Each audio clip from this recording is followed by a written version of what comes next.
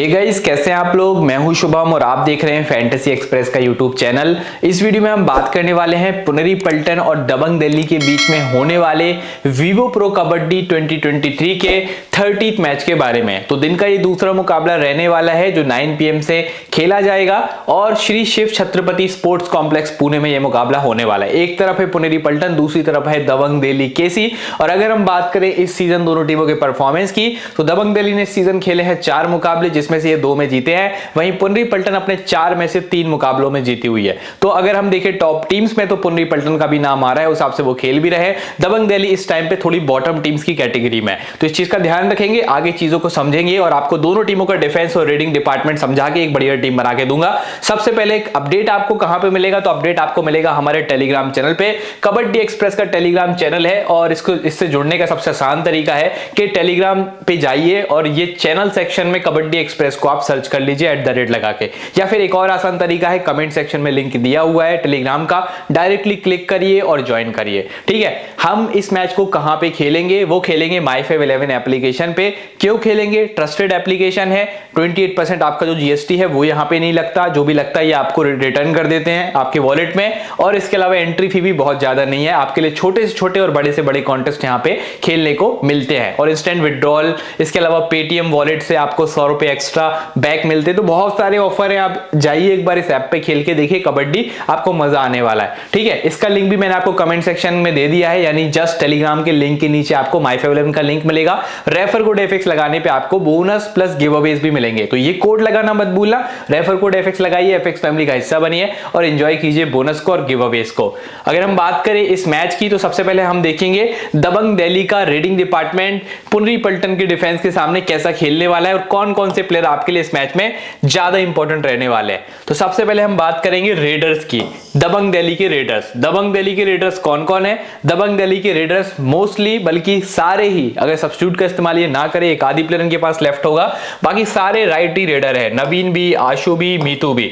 और अगर हम बात करें पिछले मैच की, तो पिछला जो मैच था दबंग दिल्ली का, उसमें नवीन थोड़े से इंजर्ड हो गए थे और उसकी वजह से आशु को थोड़े मौके फिर ज्यादा मिल गए थे रेडिंग में। ठीक है, तो आशु को जो मौके मिलेंगे रेडिंग में बिल्कुल मिलेंगे, बट सबसे ज्यादा नवीन रेडिंग करते हैं, इस चीज का भी ध्यान रखिए। नवीन एक्सट्रीमली इंपॉर्टेंट है, उसके बाद आशु इंपॉर्टेंट है। 100% रेडिंग जो है वो दबंग दिल्ली की राइट साइड से होती है, ये तो आपने देखा है, क्योंकि ये एक ऐसी टीम है जो पूरी की पूरी राइटी टीम है। तो ये वाला सेक्शन पूरे मैच में क्राउडेड रहने वाला है, पूरे मैच में क्राउडेड, यानी कि सबसे ज्यादा मूवमेंट इसी सेक्शन में आपको देखने को मिलेगी। तो इस सेक्शन में कौन कौन से प्लेयर्स हैं जो इन रेडर्स के सामने आएंगे? सबसे पहले मैं रेडर्स का नाम लिख दूं। नवीन आपको दिखेंगे राइट रेडिंग में, आशु भी आपको दिखेंगे, आशु मलिक राइट रेडिंग में, और इसके अलावा आपको मीतू भी जो है वो राइट रेडिंग में दिखने वाले हैं। चेन कौन सी वर्क करेगी? ये तो हो गए रेडर्स।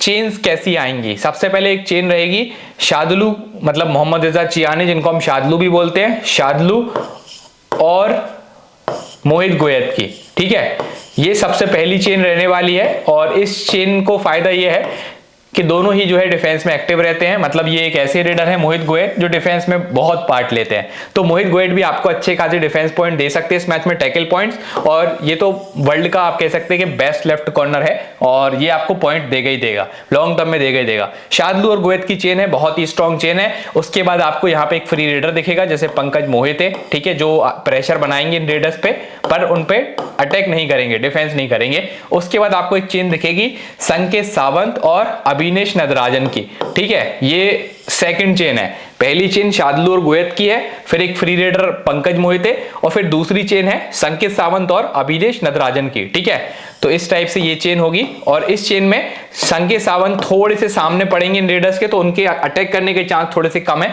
वहीं अभिनेश नटराजन के अटैक करने के चांसेस मैच में ज्यादा है, वो अच्छे डिफेंस प्लेयर भी है और उनका एंगल ज्यादा बेटर बनेगा। ठीक है, और इसके बाद जो इनकी लास्ट चेन रहेगी उसमें रहेंगे असलम इनामदार और कौन रहेगा? गौरव खत्री रहने वाले हैं। ठीक है, और ये दोनों के दोनों बहुत अच्छे डिफेंस प्लेयर हैं, भले ही थोड़े से दूर है और थोड़ा सा इनको एडवांस टैकल करना पड़ेगा, बट ये चेन बहुत स्ट्रांग है असलम इनामदार और गौरव खत्री की। पिछले मैच में में भी आपने देखा असलम इनामदार भी लगातार टैकल्स कर रहे थे और गौरव खत्री भी कर रहे थे। दोनों प्लेयर बहुत इंपॉर्टेंट रहने वाले हैं। मुझे लगता है दबंग दिल्ली इस मैच में दम तोड़ सकती है जिस आपका परफॉर्मेंस दे रही है, क्योंकि इनका डिफेंस बहुत अच्छा है पुनेरी पल्टन का। सबसे इंपॉर्टेंट प्लेयर इस डिफेंस इस रेडिंग के सामने जो रहेंगे, मतलब ये राइट रेडिंग जो दिल्ली की आप देख रहे हैं, इसके सामने पुनेरी के जो बेस्ट डिफेंस प्लेयर्स हैं उन पे मैं स्टार मार्क कर रहा हूं। स्टार मार्क सबसे पहले मैं करूंगा मोहम्मद रिजा चियाने यानी कि शादुलू पे, क्योंकि शादुलू ही सामने आएंगे, हर बार आएंगे। कभी हो सकता आउट भी हो जाए, बट ये ऐसे प्लेयर है कि ये एक बार आ गए तो फिर ये अच्छे फॉर्म में अगर आ गए तो फिर ये बहुत बहुत पॉइंट्स आपको देते हैं। तो ये प्लेयर का आप थोड़ा सा ध्यान रखना कि इस मैच में इसकी इंपॉर्टेंस बहुत ही ज्यादा है। एक तो प्लेयर भी अच्छा, ऊपर से मौके भी बहुत ज्यादा है। Abhinesh Natarajan same to same इनके साथ भी रहेगा ऐसा, और इनके पास भी बहुत मौके मिलने वाले। बहुत अच्छे डिफेंस प्लेयर ये भी हैं, पिछले साल भी अच्छा खेले थे, ये साल शुरुआत भी अच्छी करी हुई है। संकेत सावंत की इंपॉर्टेंस थोड़ी सी कम होगी। यहां से गौरव खत्री, असलम इनामदार दोनों आपके लिए इंपॉर्टेंट है, क्योंकि असलम तो रेडिंग भी करते हैं, डिफेंस भी करते हैं, और गौरव खत्री का फॉर्म इस टाइम पे बहुत अच्छा चल रहा है। एडवांस टैकल्स करने पड़ेंगे, थोड़ा सा आगे बढ़ के खेलना पड़ेगा, बट वो कर लेंगे। ठीक है, तो इन प्लेयर्स पे आप थोड़ा सा ज्यादा फोकस करिएगा। ये दोनों रेडर्स पे भी करिएगा, गोयत और असलम इनामदार, क्योंकि ये रेडिंग तो करते ही करते हैं, ये लोग डिफेंस में भी बहुत एक्टिव रहते हैं। तो ये आपके लिए डिफेंस प्लस रेडिंग का एक बेजोड़ कह सकते हैं कि आपके लिए प्लेयर रहने वाला। जो भी प्लेयर लेंगे वो आपको हर तरीके से पॉइंट देगा। तो ये पुनेरी का डिफेंस बहुत मजबूत दिख रहा है मुझे। ठीक है, तो इसके बाद हम बात करते हैं दूसरी टीम का डिफेंस भी देखते हैं। दूसरी टीम के डिफेंस के पास क्या क्या ऑप्शन है। सबसे पहले हम बात करें इनके रेडर्स की, मतलब पुनेरी की रेडर्स कहां से रेडिंग करेंगे, तो असलम इनामदार और आकाश शिंदे लेफ्ट साइड से रेडिंग करते हैं। आकाश शिंदे को टीम जो है अभी स्टार्टिंग 7 में खिला नहीं रही है, जरूरत पड़ती है तो सब्स्टिट्यूट में यूज कर लेती है। बाकी असलम इनामदार जो है पिछले मैच में तो बहुत रेडिंग करी, काफी एम्प्टी रेड्स भी करी थी इन्होंने, बट बाकी अगर आप देखें परफॉर्मेंस तो पिछले मैच में बहुत हद तक पुनेरी पल्टन से आप कह सकते हैं कि जिताने के लिए पूरी कोशिश करी असलम इनामदार ने, चाहे वो रेडिंग से हो चाहे टैकल से हो। टैकल भी करे थे, एक सुपर टैकल भी आई थिंक किया था, 3 नॉर्मल टैकल भी करे थे।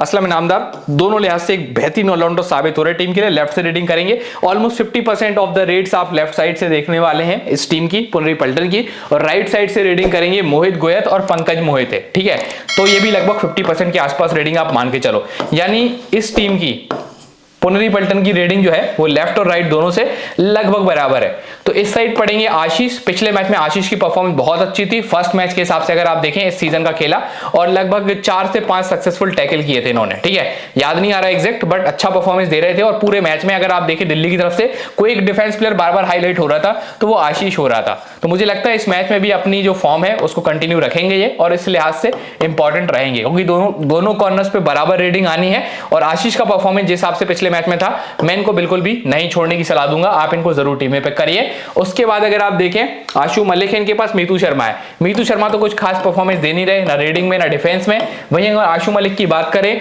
तो जैसी नवीन थोड़े से आप कह सकते हैं पिछले मैच में इंजर्ड हुए थे, तो आशु ने जिम्मेदारी संभाली थी और बहुत बढ़िया रेडिंग करके गए थे, और डिफेंस में भी कभी कभार एक्टिव रहते ही है। तो उस हिसाब से देखें तो ये प्लेयर की इंपॉर्टेंस बहुत ज्यादा है। बट नवीन आपके लिए एक्सट्रीमली इंपॉर्टेंट होंगे, क्योंकि अगर इंजर्ड नहीं होंगे तो फिर ये मैक्सिमम रेडिंग करेंगे अपनी टीम से और बेहतरीन पॉइंट्स आपको स्कोर करके देंगे। अगर आप बात करें इनके कवर सेक्शन की, तो बाला साहिब यादव पिछले मैच में पता नहीं क्या कर रहे थे, परफॉर्मेंस बहुत खराब जा रहा था, ओवर एग्रेसिव नेचर से खेल रहे थे, और हर एक टैकल इनका अनसक्सेसफुल जा रहा था, क्योंकि बेकार तरीके से डिफेंस कर रहे थे, जबरदस्ती में प्लेयर्स को पकड़ने की कोशिश कर रहे थे, जो कि खराब बात है। और हिम्मत अंटिल ने अभी तक जो मैचेस खेले हैं प्रॉपर स्किल के साथ खेले हुए, और हिम्मत अंटिल की अगर हम बात करें तो तकरीबन आपको 2 टैकल पॉइंट पर मैच तो देने की हिम्मत रखते ही है, चाहे इनकी अपोजिंग में रेडिंग हो या फिर साथ में रेडिंग हो। यानी आपको पता है लेफ्ट से रेडिंग ज्यादा होगी तो हिम्मत का फायदा है, और हिम्मत जो है वो अच्छे डिफेंस प्लेयर है, इसलिए मैं आपको बोलूंगा अगर लेना हो तो उसको ले सकते हैं। ठीक है,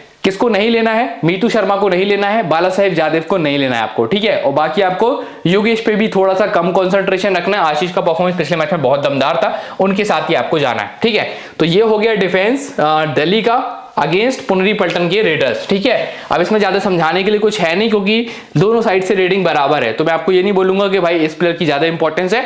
स्किल वाइज ये प्लेयर बहुत अच्छा है, जब रेडिंग दोनों तरफ से सेम है लगभग 50-50%, तो फिर आपको देखना है सबसे बढ़िया डिफेंस प्लेयर कौन सा है। ठीक है, अब हम बात करते हैं टीम की। मैंने टीम क्या बनाई है, ये वाला मैच मैं आपको बता दूं स्मॉल लीग के लिहाज से काफी रिस्की है। आपको इस मैच में कम से कम 5 से 10 ग्रैंड लीग की टीम बनानी पड़ेगी। अगर आप ये मैच खेल रहे हैं तो एक टीम से तो बिल्कुल मत खेलना, क्योंकि एक टीम से खेलेंगे तो हारने का चांस रहेगा, क्योंकि इतने अच्छे अच्छे प्लेयर्स इस मैच में खेल रहे हैं कि आप किसको छोड़ेंगे किसको लेंगे। अब आप देखो मैंने ये टीम बनाई है, इसमें आशु मलिक तो है ही नहीं, मैं उनको कैसे टीम में पिक करूं, क्योंकि यहां पे आपको पता है जब आप ऑलराउंडर सेक्शन लेते हैं तो 2 से ज्यादा प्लेयर आप यहां पे ले नहीं पाते हैं, और आशु मलिक यहीं पे है। अब असलम इनामदार को मैं छोड़ नहीं सकता, रेडिंग प्लस डिफेंस का बेजोड़ आप कह सकते हैं कि एक ऐसा प्लेयर है जो रेडिंग भी कर रहा है डिफेंस भी कर रहा है, तो उसका कोई तोड़ नहीं है, लेना पड़ेगा इसको आपको। फिर मोहम्मद रिजा चियाने हैं जो वर्ल्ड के बेस्ट लेफ्ट कॉर्नर है, इन्हीं की साइड पूरी रेडिंग होनी, तो इनको भी हम नहीं छोड़ सकते। फिर मुझे मजबूरन आशु मलिक को छोड़ना पड़ा, ठीक है, तो मजबूरी है मेरी, वरना मैं उनको भी छोड़ता नहीं, हर बार टीम में लेता हूं, इवन वाइस कप्तानी का भी सेशन देता हूं।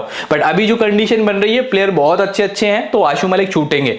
क्यों बोल रहा हूं 5 से 10 टीम आपको बनानी चाहिए, क्योंकि किसी टीम में आप आशु मलिक को भी कंसीडर कर सकते हो सकता है इस मैच में मोहम्मद मतलब चियाने ना चले, कभी कभी हो जाता है कि भाई मौके भी हैं नहीं चल रहे, असलम इनामदार हो सकता है ना चले, तो ऐसे प्लेयर्स को रोटेट करिएगा ना, ठीक है। वैसे लेने का चांस इनका ज्यादा है, मतलब इन्हीं को आप टीम में लें ज्यादा बेटर है, but Ashu Malik one of the best player. अगर आपको ट्राई करना है तो कहां करेंगे, एक टीम में आप मोहम्मद रिजा चियाने की जगह पे ले लेना, एक टीम में असलम इनामदार की जगह पे लेना, क्या पता इनमें से कोई फ्लॉप हो जाए, आशु चल जाए, तो आपकी टीम बहुत अच्छा करेगी। तो ऐसे आपको मल्टीपल ऑप्शंस देखने हैं।